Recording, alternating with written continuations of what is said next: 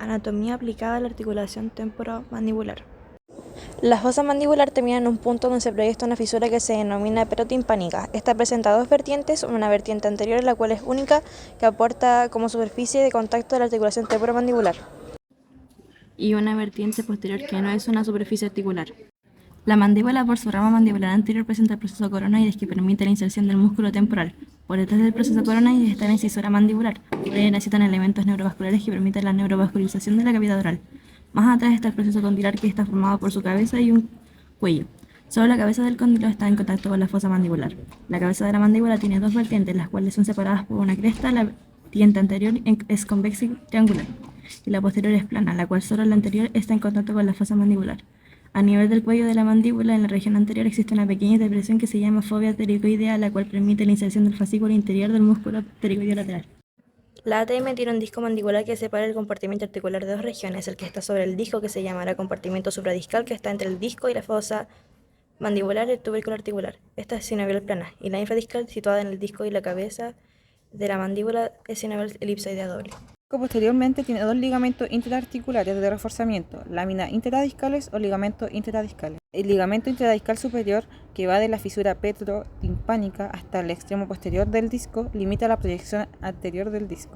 El ligamento intradiscal inferior, que va del cuello de la mandíbula hasta el extremo posterior del disco, se encarga que durante el movimiento del cóndilo, el disco vaya acompañado de la cabeza del cóndilo, que hace un movimiento sinérgico entre el disco y la cabeza. Los ligamentos que refuerzan la cápsula articular son extrínsecos. El ligamento lateral principalmente limita la retrusión o retracción mandibular. Se origina en el tubérculo articular y se inserta posteriormente en el cuello del cóndilo de la mandíbula. El ligamento estilomandibular principalmente limita la protrusión. Se origina en el proceso estiloide del temporal y se inserta en el ángulo de la mandíbula. El ligamento esfenomandibular principalmente limita los movimientos de lateralización o dirección de la mandíbula. Protege el paquete neurovascular, nervio, arteria y vena alveolar inferior. De manera secundaria, limita la apertura bucal. Se origina desde la cresta inferior del cuerpo del esfenoide hasta la língula de la rama de la mandíbula. Miología de la articulación temporomandibular. Músculo temporal. Fibras anteriores o verticales eleva la mandíbula durante la oclusión, igual que las medias o diagonales. Las posteriores o horizontales realizan movimiento de retrusión. Massetero. Fibras superficiales. Se originan desde el margen interior del hueso cigomático y se insertan en el ángulo de la mandíbula. Elevan la mandíbula. Fibras profundas.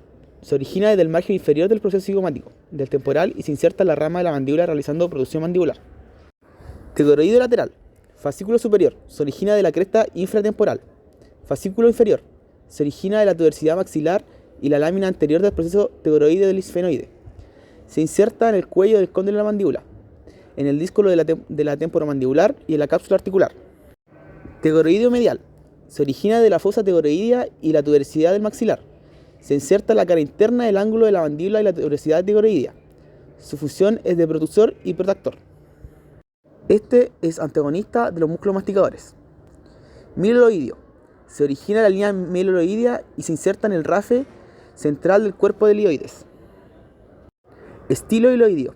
Se origina en el proceso estiloide y se inserta en el cuerpo del ilioides. Entre sus dos lengüetas pasa el músculo digástrico. Digástrico. Se origina en el diente anterior de la fosa digástrica y se inserta en el proceso mastoide. Genioides. Se origina en el tubérculo de la mandíbula y se inserta en el cuerpo del ilioides. Movimiento de cada músculo en la articulación temporomandibular. Elevación. El músculo temporal, el massetero y el tegoroideo medial. Depresión.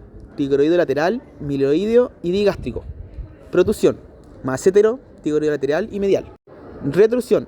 Temporal y massetero. Lateralización. Tegoroideo lateral, que hace el movimiento de contralateral, y el temporal, homolateral.